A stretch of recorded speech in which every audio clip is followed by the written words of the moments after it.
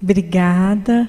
Boa noite a todos. Sempre uma alegria estar aqui nessa casa de oração, falando mais uma vez sobre esse Evangelho de Jesus tão sublime. E me foi passado esse tema para falar sobre o sorriso de Jesus.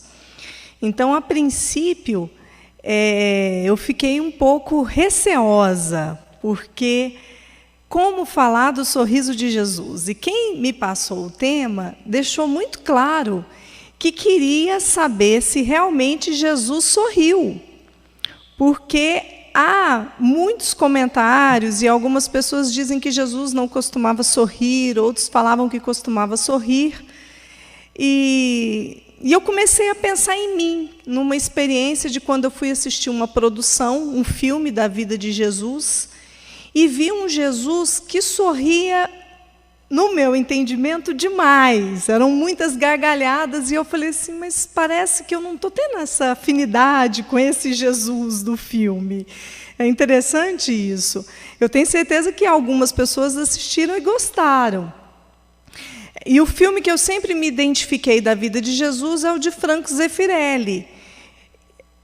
Então, aquilo ali, quando me veio esse negócio para eu falar do sorriso de Jesus, eu falei, não, eu vou topar esse desafio e vou estudar, para saber se Jesus sorriu e para saber como era esse sorriso e em que circunstâncias esse sorriso aconteceu. E, para isso, eu fui atrás, obviamente, do nosso magnífico, nós estávamos até falando daqui a pouco, do nosso querido Chico Xavier, que nos deixou obras fantásticas, obras que vêm falar de Jesus e onde nós buscamos um pouco de um material para poder falar desse sorriso de Jesus. Então, a primeira obra que eu busquei é do livro Há 2000 Anos. Emmanuel diz o seguinte: foi nesse instante que, com o espírito como se estivesse sob o império de estranho e suave magnetismo, ouviu passos brandos de alguém que buscava aquele sítio. Diante de seus olhos ansiosos, estacara a personalidade inconfundível e única.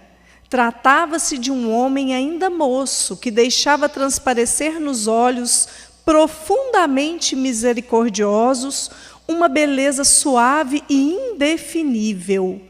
Longos e sedosos cabelos molduravam-lhe o semblante compassivo, como se fossem fios castanhos levemente dourados por luz desconhecida. Sorriso divino, revelando ao mesmo tempo bondade imensa e singular energia, irradiava de sua melancólica e majestosa figura uma fascinação irresistível. Então, Emmanuel, nessa obra que eu considero um romance belíssimo, vale a pena ler, vamos aproveitar esse momento de pandemia para fazer boas leituras. Ele nos narra, esse é o momento em que o senador Públio Lentulus se encontra com o Cristo. Ele relutou muito, a sua esposa queria muito que procurasse Jesus, porque a filha estava cometida de uma doença, Flávia. E nada a medicina tradicional não conseguia curar Flávia. E ela pediu muito a Públio que Flávia fosse levada até Jesus, que ele se encontrasse, que fosse até ele, porque ela achava que a cura viria dali. Mas Públio, um senador muito orgulhoso na época, adorava os deuses, para ele era inconcebível isso. Mas o fato é que, depois da filha cada dia pior, não conseguir realmente curar, ele resolveu procurar Jesus. E o que fala o texto é que, diante dessa figura, como ele bem descreve, é gostoso isso, porque a gente se aproxima desse momento, a gente se aproxima de Jesus. Ele falou exatamente isso, era uma fascinação irresistível, que fez com que Emmanuel se ajoelhasse diante de Jesus. E ele não conseguiu abrir a boca. Só Jesus falou com ele naquele momento. Obviamente que depois desse encontro memorável, a filha se curou.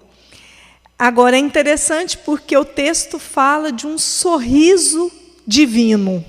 Então a gente já começa a ver que Jesus sorriu. Agora é interpretar esse sorriso divino. Vamos mais adiante para a gente começar a se familiarizar um pouquinho. Mais adiante, nessa mesma obra, nós vamos ver um momento em que Lívia se encontra com Jesus. Lívia, esse livro, eu acho esse livro fantástico, porque depois que eu li há 2000 anos, eu comecei a ver o quanto o ciúme destrói um relacionamento. Então, vale a pena ler esse livro, que a gente vai ver que um relacionamento onde o ciúme impera, daí desgringola tudo, como o povo fala, né? Porque vem a falta de diálogo, vem a intolerância. E o fato é que esse relacionamento bonito de um casal que se amava muito, ele de uma certa forma, ficou muito atribulado em razão do ciúme. Lívia não conseguia dialogar com o marido. Ela estava muito feliz com a cura da filha, mas, por outro lado, o filho dela foi sequestrado. Então, era motivo de muita dor, de muita turbulência dentro do lar. E ela se aproximou de uma serva, Ana, e Ana falava de Jesus para ela, e ela se encantou com os ensinamentos do Cristo. Ela já trazia dentro de si uma enorme gratidão em razão da cura da filha, e os momentos que ela tinha, que traziam paz, serenavam a alma dela, era quando ela conversava com essa serva sobre aquilo que Jesus fazia, falava. Ela tentou muito falar com o marido que queria ver Jesus, mas ele estava fechado para o diálogo, e aí ela foi ver o Mestre amado. Então, narra Emmanuel que o velho Simeão, que era o parente de Ana, que foi quem possibilitou o encontro com Jesus, quis também aproximar-se do Senhor naquela hora memorável da sua passagem pelo planeta. Lívia acompanhou-o automaticamente, e em poucos minutos achavam-se ambos diante do Mestre, que os acolheu com o seu generoso e profundo sorriso. Então, mais uma vez, nós vamos ver um Cristo que sorria de forma generosa.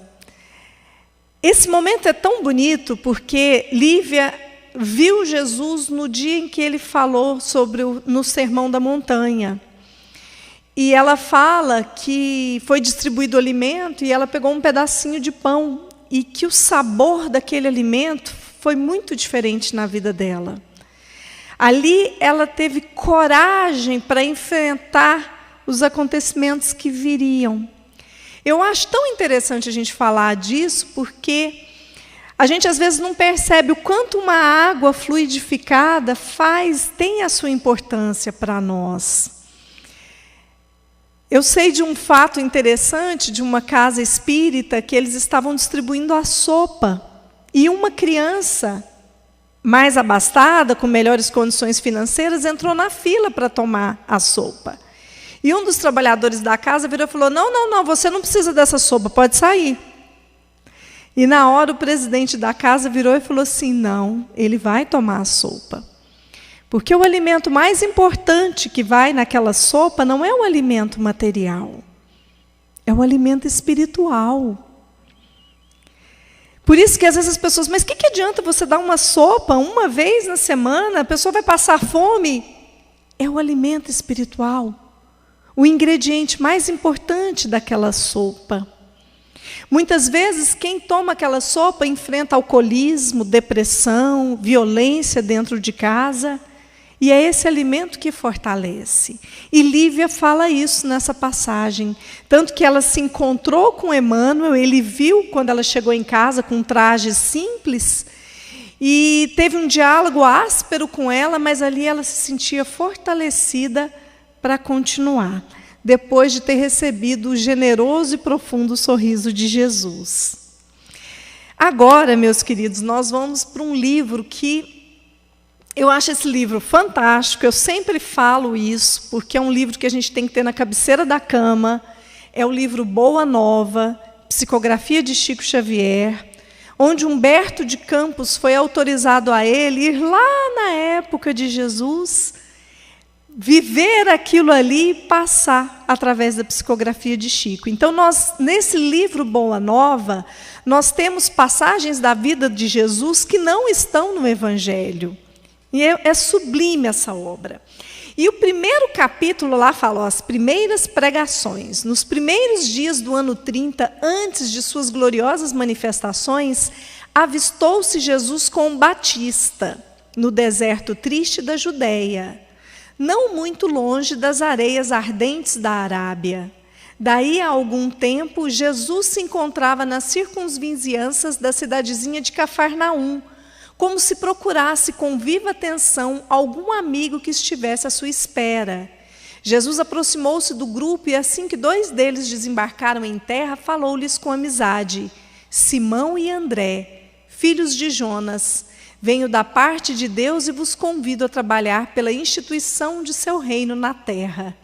Jesus então falou docemente do Evangelho com um olhar incendido de júbilos divinos. O Senhor esboçou um sorriso sereno e, como se adiasse com prazer as suas explicações para mais tarde, inquiriu generosamente: quereis ser meus discípulos? André e Simão se interrogaram a si mesmos, permutando sentimentos de admiração embevecida. Esse primeiro capítulo do livro Boa Nova, e eu tirei um trecho que mostra o sorriso sereno de Jesus, ali buscando os primeiros trabalhadores do seu messianato. Antes, narra o momento em que Jesus chega em Cafarnaum e ele encontra com Hanã, que era um juiz da época. E Hanã olha para Jesus e pergunta o que ele estava fazendo ali. E Jesus diz a ele que ele iria construir o reino dele. E nessa hora, Hanã olhou e riu, de forma sarcástica, dizer: seu reino? Então cadê seus seguidores? E fez outras perguntas e Jesus disse que ele teria seguidores de várias localidades. E Hanã virou para ele e falou assim: ignorantes tem no mundo todo mesmo.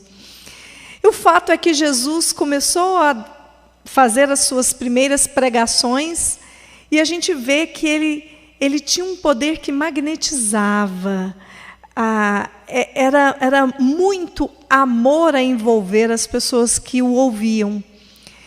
E ele deu esse sorriso sereno para 2 daqueles que se tornariam apóstolos dele.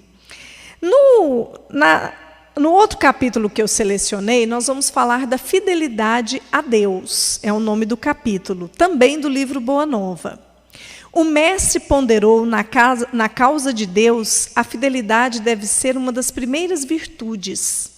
André inquiriu: mestre, nesses últimos dias tenho me sentido doente e receio não poder trabalhar com os demais companheiros. Como poderei ser fiel a Deus estando enfermo? Ouve, replicou o Senhor com certa ênfase. Nos dias de calma é fácil provar-se fidelidade e confiança. Não se prova, porém, dedicação verdadeiramente, senão nas horas tormentosas em que tudo parece contrariar e perecer. Tateando ou rastejando, busquemos servir ao Pai que está nos céus, porque nas suas mãos divinas vive o universo inteiro. Então a gente vê que André, ele estava assim, triste, ele estava enfermo, ele virou para Jesus e falou: mestre, eu acho que eu não vou conseguir ajudar o senhor, eu estou enfermo, eu não estou em condições. E é aí que Jesus mostra onde deve estar a nossa fidelidade a Deus.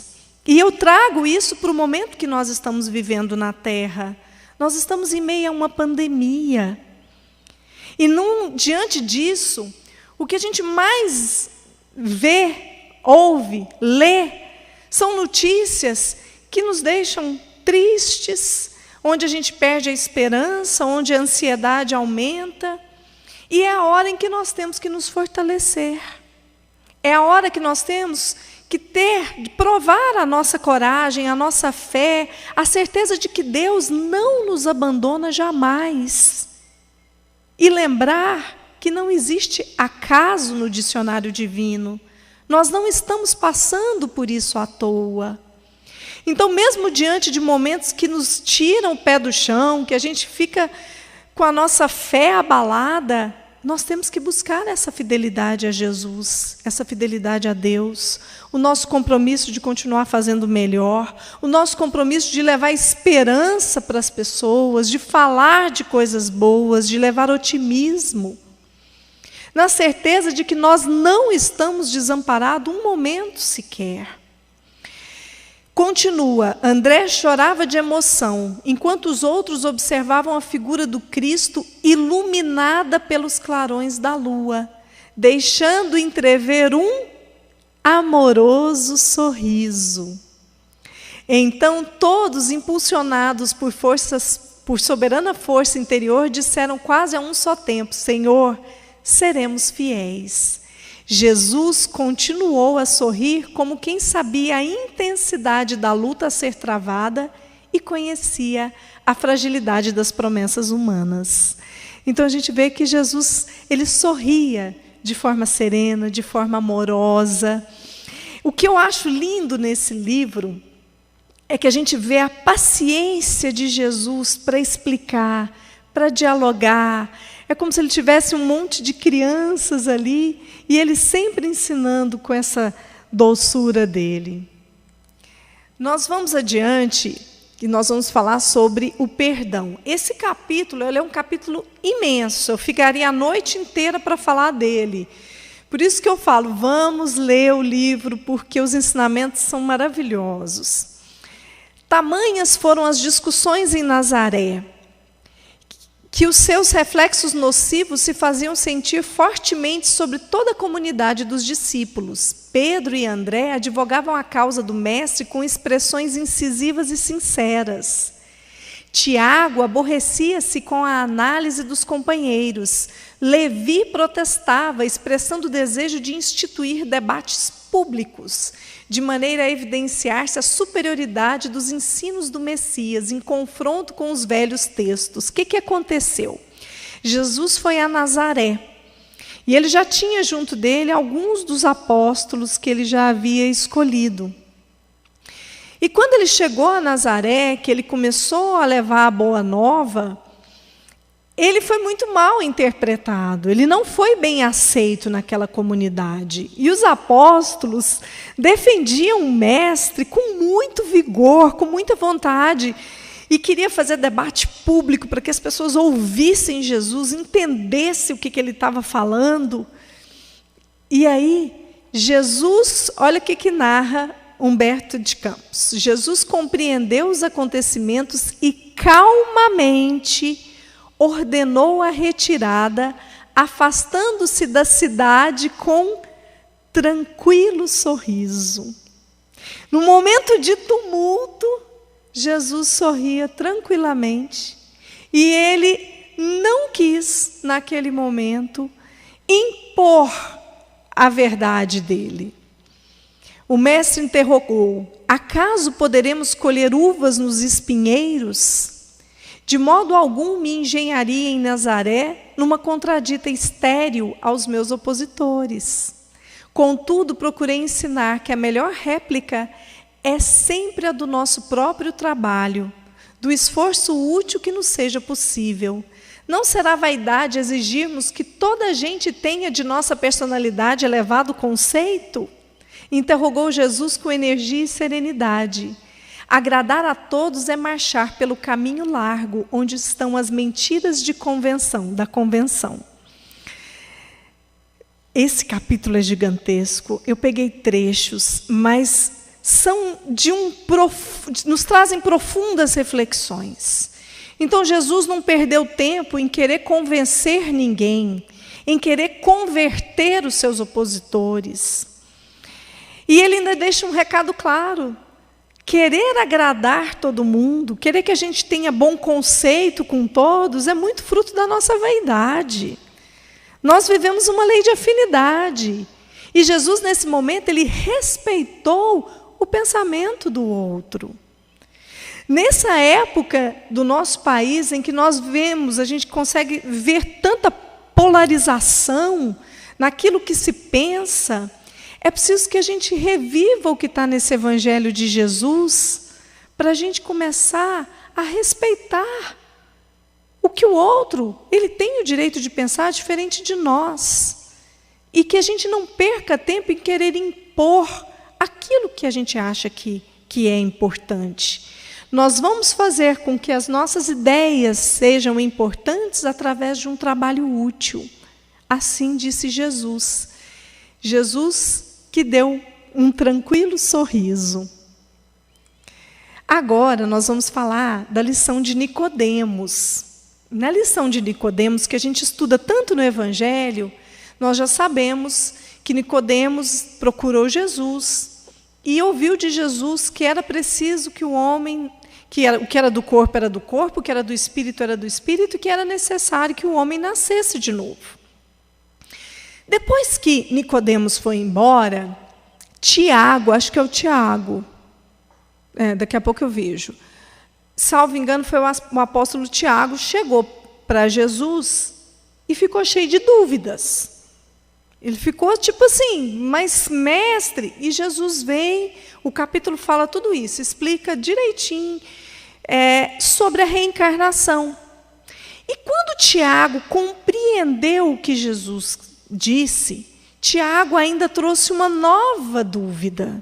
Porque na cabeça dele era o seguinte, tudo bem, vamos dar um exemplo, tá? Não foi isso que ele falou. Mas na cabecinha dele, se eu assassinei alguém, na próxima encarnação eu vou morrer assassinada. É a lei de causa e efeito. E aí, vamos ver o que Humberto de Campos narra para nós. Como poderá alguém amar o Pai aborrecendo-lhe a obra? Se nos prendermos à lei de Talião, somos obrigados a reconhecer que onde existe um assassino, haverá mais tarde um homem que necessita ser assassinado. Com a lei do amor, porém, compreendemos que o verdugo e a vítima são dois irmãos, filhos de um mesmo pai. Basta que ambos sintam isso para que a fraternidade divina afaste os fantasmas do escândalo e do sofrimento. Pois se um doutor da lei saiu daqui sem que eu lhe pudesse explicar toda a verdade, como queres que proceda de modo contrário para com a compreensão simplista do espírito popular? Além disso, mandarei mais tarde o Consolador, a fim de esclarecer e dilatar os meus ensinos. A lição de Nicodemos estava dada, a lei da reencarnação estava proclamada para sempre no Evangelho do Reino. Então, meus queridos, Jesus, com o seu generoso sorriso, como está na lição, ele explicou isso a Tiago. Tiago, ele mostrou a lei da reencarnação, e essa dúvida do Tiago, mas aí um que morreu assassinado, que é assassino, volta na outra encarnação, ele vai ser assassinado, e Jesus disse que é preciso que a lei do amor sobreponha a lei de Talião. Quando houver amor, cessa esse ciclo de ódio, de vingança. Então é uma mensagem sublime desse livro Boa Nova, que mostra, vamos dizer assim, os bastidores das dúvidas que os apóstolos traziam para Jesus. E Jesus mostra muito claramente que não ia adiantar explicar para as pessoas naquela época sobre isso, porque um doutor da lei como Nicodemos não conseguiu compreender, mas que ele mandaria mais tarde um Consolador prometido. Agora, eu estou no horário? Ainda tem, né? Tempinho. Agora nós vamos no mesmo livro, a mensagem Pecado e Punição. Essa mensagem é a mensagem fantástica da mulher adúltera. A mulher adúltera que aparece descabelada, que ia ser apedrejada, e que naqueles momentos eles viram Jesus escrevendo no chão e falaram: o que nós devemos fazer? Como proceder? E foi quando Jesus falou: atire a primeira pedra aquele que não tiver pecados. Todos aqueles homens jogaram as pedras no chão, começaram a sair. Jesus voltou-se para aquela mulher e falou: onde estão os seus acusadores? Não tinha ninguém. E ele falou: vá, então eu também não te condeno, vá e não peques mais. Só que depois que passou esse momento marcante, um momento que marcou a criminologia na humanidade, o capítulo fala isso ao final. Depois dessa lição de Jesus, a criminologia na terra mudou. Não mais a vingança com as próprias mãos, o homem fazendo com as próprias mãos a arbitrariedade. Mas, enfim, um dos apóstolos, o João, dessa vez foi João, foi conversar com Jesus. Mestre, mas está na lei, ela pecou. Então ele vem e fala, defendendo os princípios da lei antiga. Ela pecou e fez jus à punição. Não está escrito que os homens pagarão ceitil por ceitil com seus próprios erros? E o mestre sorriu, sem se perturbar, e esclareceu: ninguém pode contestar que ela tenha pecado. Quem estará irrepreensível na face da terra? Há sacerdotes da lei, magistrados e filósofos que prostituíram suas almas por mais baixo preço. Contudo, ainda não lhes vi os acusadores.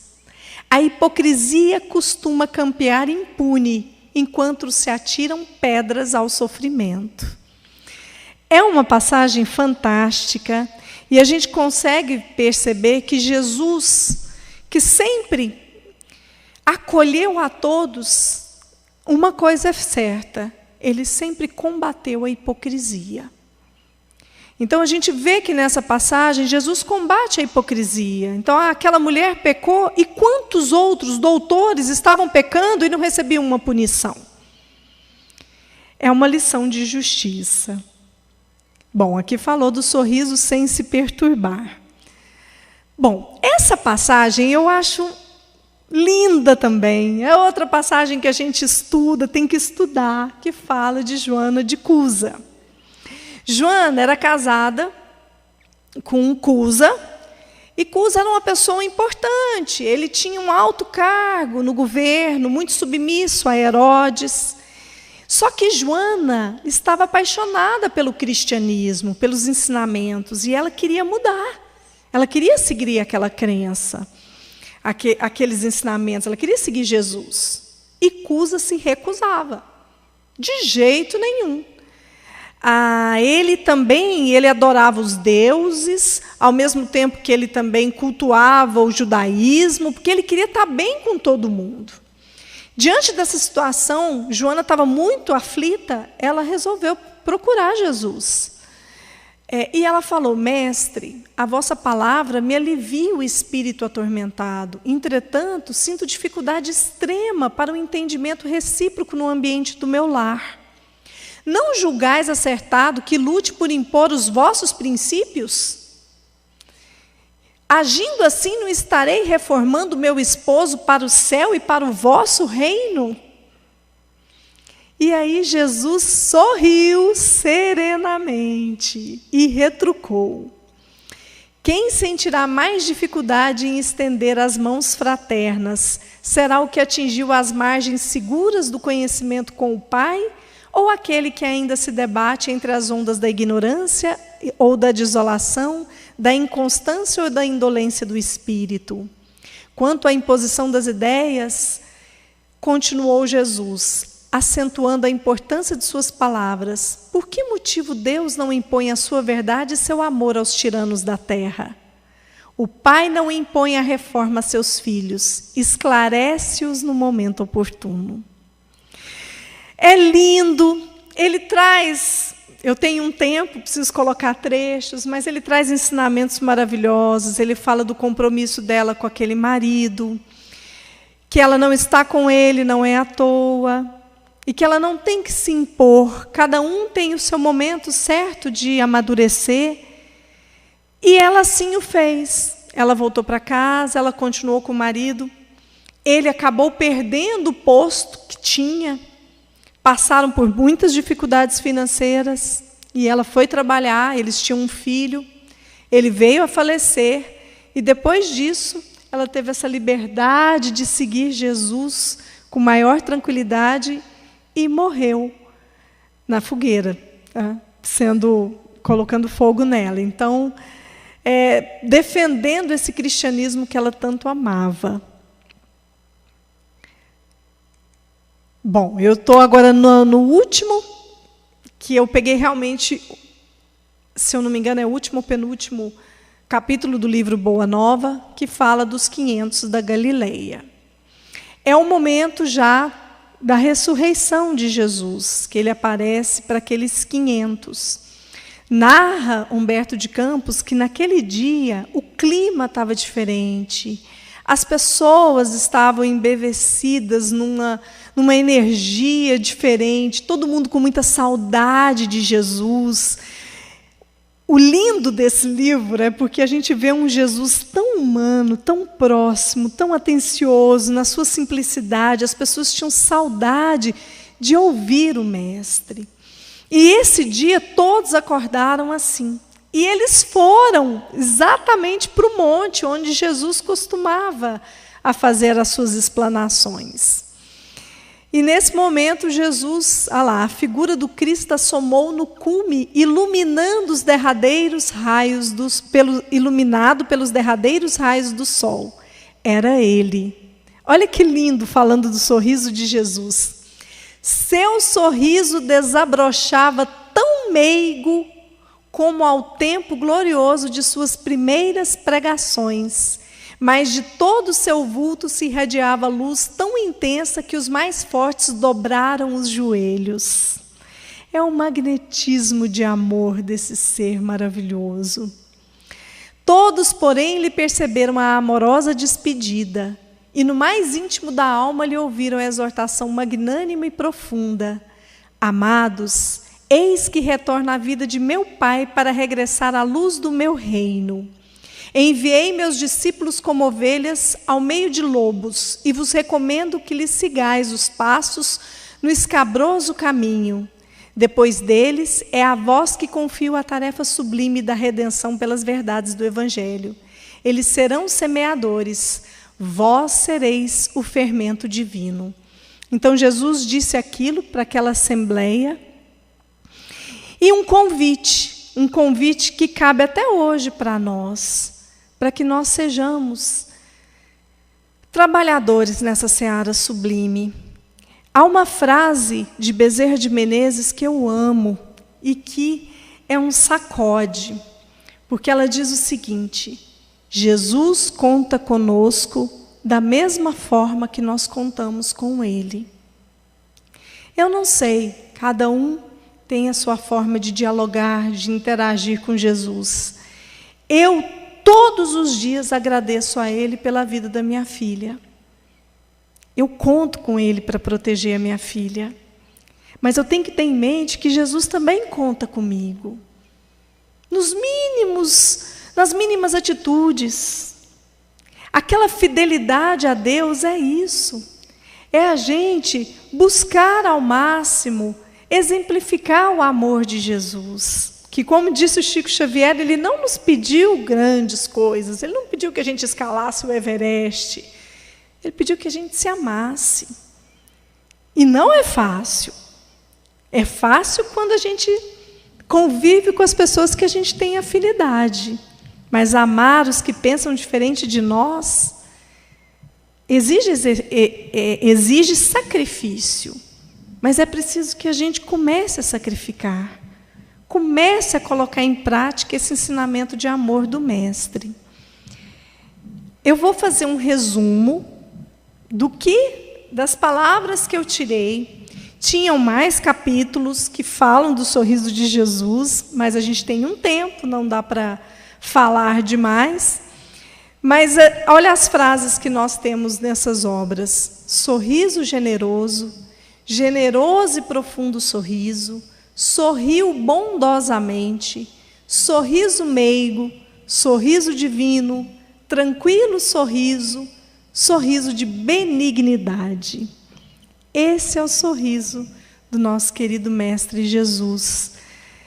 Esse é o sorriso que ele emanava a todo instante, com tolerância, com amor, com muita dedicação, com muita devoção ao compromisso que ele assumiu. Só que eu falei tanto de sorriso que eu vou finalizar com um choro. Eu queria falar dessa mensagem, mas ela tem que vir ao final. E é tão gostoso falar disso, porque antes de começar a nossa reunião, nós estávamos num bate-papo gostoso aqui falando de Eurípides. E é Eurípides que nós vamos... Espera aí. Ai, pulou. Acho que eu não peguei o slide com a mensagem de Eurípides, mas então eu não vou ler, mas eu vou falar.